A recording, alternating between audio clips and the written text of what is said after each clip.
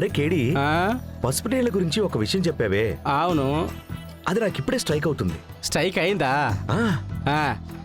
ఈ జాతరలో ఇక్కడే నేను నీకు ఒక అమ్మాయిని చూసి నీకు పక్కాగా సెట్ చేసి పెడతాను రా. ఇదిగో అమ్మాయి వచ్చేసింది. ఓ, తను నీ పిల్ల కదా, సారీ. ఏంటి రవి, గుడికి వచ్చిన దగ్గర నుంచి నన్ను అస్సలు పట్టించుకోవడమే లేదు. నువ్వు నేను మాత్రమే వెళ్ళి దర్శనం చేసుకోవాలి, రాట్నం ఎక్కాలి, స్నాక్స్ తినాలి అని ఎంతో ఆశతో వచ్చాను. కానీ నాకు నువ్వు అసలు దొరకడమే లేదు. నువ్వు నా దగ్గర నుంచి తప్పించుకుని పారిపోతూనే ఉన్నావు. నేను ఎక్కడ పారిపోయాను శామ్? ఇక్కడే ఉన్నాను కదా. అవును, నువ్వు అలాగే చెప్తావు. ఆశగా నీ మీద పసుపు నీళ్ళు పోద్దామనుకుంటే నువ్వు పారిపోయావు. సరేరా, ఇవాళ 10-11 మధ్యలో కుంకుమ అభిషేకం చేస్తున్నారంట. ఓ, ఆ టైంలో వెళ్ళి మనిద్దరం కలిసి దర్శనం చేసుకుంటే కోరుకున్న కోరిక ఇట్టే తీరిపోతుందంట. ఒక నిమిషం. మామా, లండన్ లో మనతో ఉన్న సంయుక్తను ఇలాగే వదిలేస్తే మాల వేసుకొని దీక్ష చేసేలా ఉంది. ఏ కేడి, చిపోరా. ఓకే, సరే రా రవి, మనం వెళ్దాం. శామ్, అదిగో అక్కడ చూడు, ఆయన చూడడానికి మీ చిన్నాన్నలాగా ఉన్నారు కదా. ఏంటి మా చిన్న? అయ్యో శామ్, చేతికి అస్సలు చిక్కకూడదురా స్వామి. సారీ అండి. ఏంటి బావా, నువ్వు నన్ను గుద్ది సారీ చెప్తున్నావు?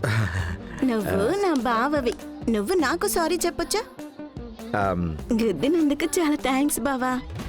అన్నట్టు అమ్మవారికి కుంకుమాభిషేకం చేస్తున్నారు. కలిసి చేయించుకుంటే కోరుకున్నదంతా నెరవేరుతుంది, అంతే కదా? అవును, సూపర్ బావా. That I know. రా బావా. ఉండు. అలా చూడక్కడ, అదిగో అక్కడ చూడు, ఆవిడ మీ పెద్దత్తలాగే ఉంది కదా. పెద్దత్తనా? పెద్దత్త చెప్పు. అలా నాకు కనిపించడం లేదే.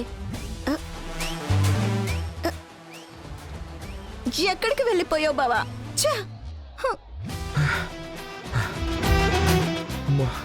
బాబాయ్, వీళ్ళ నుంచి తప్పించుకోవడానికి పెద్ద యుద్ధాలే చేయాల్సి వస్తుంది. అయ్య బాబాయ్, ఇక్కడ ఎవ్వరూ లేరు, అదే చాలు.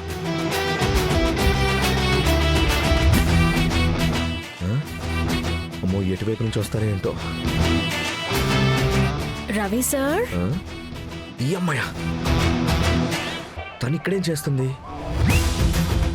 ఏంటి, ఎందుకు ఇక్కడికి వచ్చి దాక్కునున్నారు? నేనేం నక్కిలేను, ఏదో అలా వంగి ఉన్నానంతే. వంగి ఉన్నారా? మరి సామ్ని పిలవమంటారా? వద్దు, నేను దాక్కునే ఉన్నానులే. శామ్ అడిగినా తెలియదని చెప్పు ప్లీజ్. వాళ్ళ ప్రేమను భరించలేకపోతున్నాను నేను. తెలీదు అని చెప్పినందుకు సార్ నాకేమిస్తారు? ఏం కావాలి చెప్పు. అది నేను తర్వాత అడుగుతాను. బేబీ. అయ్యో, వచ్చేసిందా? బేబీ, ఇదిగో చూడు, నన్ను నిరికించేలాంటి పనులు మాత్రం పెట్టుకోవద్దు. అలాంటిది ఏం చేయలేండి, భయపడకండి. బేబీ, బేబీ ఎక్కడున్నావు? అబ్బా, మొత్తానికి వెళ్ళిపోయింది. రవి సార్, రవి సార్, అరే నోరు మూసుకోవచ్చు. ఝాన్సీ అమ్మ రమ్మని చెప్తున్నారు, రండి వెళ్దాం.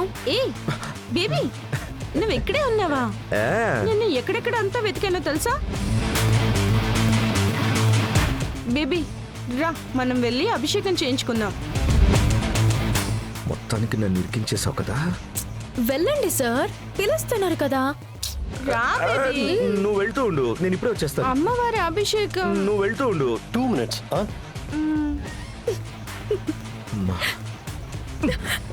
నన్ను చూస్తే నీకు కామెడీగా ఉందా? లేదే, సంతోషంగా ఉంది. ఏంటి, పగ తెచ్చుకుంటున్నావా? చచ్చా, నేనెందుకు సార్ పగ తీర్చుకోవాలి?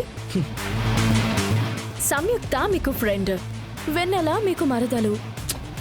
వాళ్ళు చూపిస్తున్న ప్రేమని మీరు కాస్త తిరిగి చూపించడంలో మీకేంటి సమస్య? నేనేమైనా శత్రువు దగ్గర మిమ్మల్ని ఇరికించానా ఏంటి? అన్నీ తెలిసే పగ తీర్చుకుంటున్నావు కదా, దీనికి ఖచ్చితంగా నేను రివెంజ్ తీర్చుకుంటాను. చూద్దాం. అంతా మీరనుకున్నట్టే జరుగుతుందమ్మా.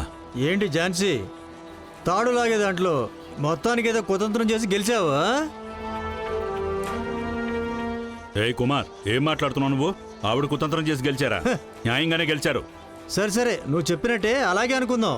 అన్నట్టు ఎక్కడుంది మీ కూతురు? జాతరకి రాలేదా? ఏయ్, ఇప్పుడు ఎందుకు అదంతా మాట్లాడుతున్నావు నువ్వు? ఏ మాట్లాడకూడదా? ఇలాంటి జాతరలోనే కదా ఈవిడ కూతురు ఇంటి పని వాడితో లేచిపోయింది.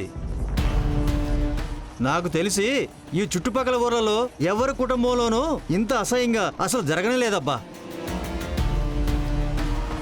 మొత్తానికి ఈ సంవత్సరం అగ్రతాంబూలం ప్రసాదం వీడి కోసం ఇక్కడికి వచ్చారా? నాకవేమీ అవసరం లేదు. ఓ, ఇస్తే మాత్రం తీసుకుందాం అనుకుంటున్నావా? కూతుర్ని పని మనిషితో పంపించిన పెద్ద మనిషి కదా, ఇలా అంత అగ్రతాంబూలం ఇవ్వనేకూడదమ్మా. ఎవడాడు జానుతో మర్యాద లేకుండా మాట్లాడుతున్నాడు? నీ కొడుకు ఇంట్లో జీవోత్సవంలా పడి ఉన్నాడని విన్నాను. పాపం అనిపించింది. అంత ఆస్తున్నా ఎందుకురా బతుకున్నావు అనిపిస్తుంది కదా. ఆ?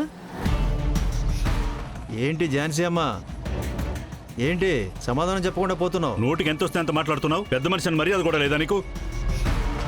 నేనేమైనా అబద్ధం చెప్పానా? నిజమే కదా. ఆ? ఏమంటావు? ఏంటయ్యా నువ్వు? ఏయ్, ఎవరయ్యా నువ్వు? నా జానుతో మర్యాద లేకుండా మాట్లాడుతున్నావు? ఎవరు నువ్వు? ఓ, వారసుడా, ఉడుకు రక్తం కదా. బాబు, నువ్వు బయట ఊరి నుంచి వచ్చావు. ఇది గ్రామం. ఇక్కడికి వచ్చి నీ ఇష్టం వచ్చినట్టు నడుచుకోవడానికి వీల్లేదు. నరికి పాతేస్తారు. పాతేస్తారా? రమ్మను, ఎవడొస్తాడో చూస్తాను. రమ్మను. ఏయ్, ఏయ్, వదలరా. రవి సార్, ఏం సార్, చేస్తున్నావు వదలండి నువ్వు? సార్. ఏయ్, సార్, వదలమని చెప్తున్నాను కదా. అయిపోయావు ఈరోజు. వదులు. నా జానుతోనే ఏంటి? వదలండి కదా. ఏంట్రా, ఎక్కడికి వచ్చి ఎవరిని మనిషి రా. పిలుస్తున్నావు? రవి, రండి సార్. సార్, ఏం చేస్తున్నారు సార్ మీరు? ఇలాంటి వాళ్ళందరితో వాళ్ళ స్థాయికి దిగి మనం గొడవ పడకూడదు. ఝాన్సీ అమ్మని అవమానించాడు కదా, వాడికి వేరేలా బదులివ్వాలి.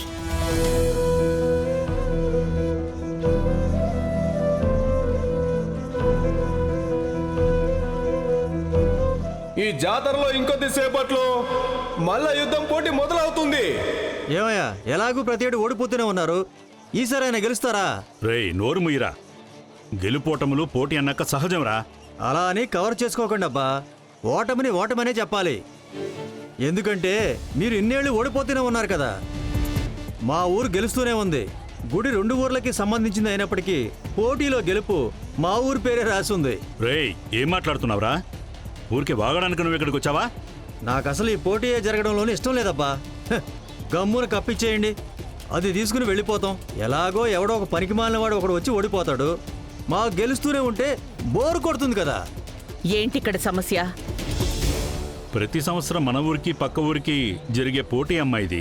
ఉమ్, మన వాళ్ళు ఒక్కసారి కూడా గెలిచింది లేదమ్మా. అందుకే వాళ్ళు ఇంతలా మాట్లాడుతున్నారు. ఏంటి, మీరు వస్తే మాత్రం వీళ్ళు పోటీలో గెలుస్తారా?